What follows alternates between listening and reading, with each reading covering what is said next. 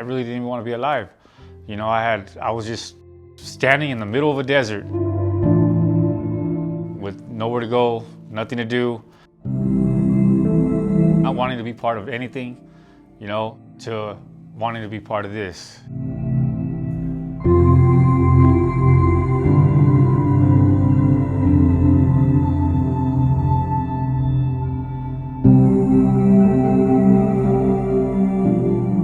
So when we originally came together, there was this huge group of high desert partners, and they just wanted to focus on everything. We were able to zone down on 3 issues, which is economic development, education, and housing. Our prime focus became housing and education. Eventually, we had 2 subcommittees formed to focus on those specific issues. The Intersections Education Committee is a collaborative with educators, community, parents, all the business sectors here in the high desert. We help parents learn how to learn with their kids. So by the time their kids enter kindergarten, they're reading. They know geography, they know science. My new baby is rock. I'm really excited about going out into the community and doing social justice work, educating our community about the value and the currency of voting and standing up for ourselves and helping to teach young people how to write legislation. The chairperson that chairs the ROC organization, her name is Phyllis Morris Green. Phyllis was the first public defender in San Bernardino, California, bosses of all the public defenders, first African-American woman public defender, so we're really blessed to have her. When we partnered with the Prevention Institute, they asked us if we could implement their methodology, searching for root cause. There was concerns of equity in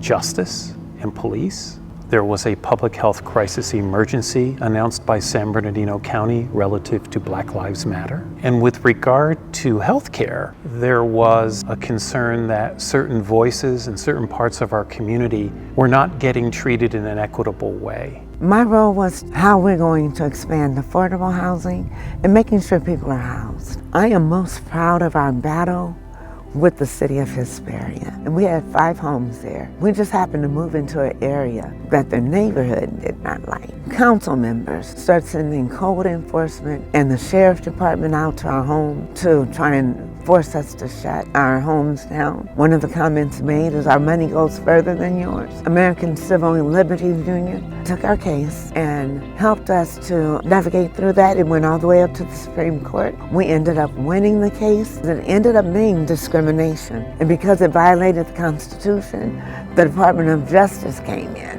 and filed charges. They just settled that case. There's so much out here, resource-wise, that could help us get us off the street, that could help us get our lives back together, get it in order, our license, you know, jobs, schooling.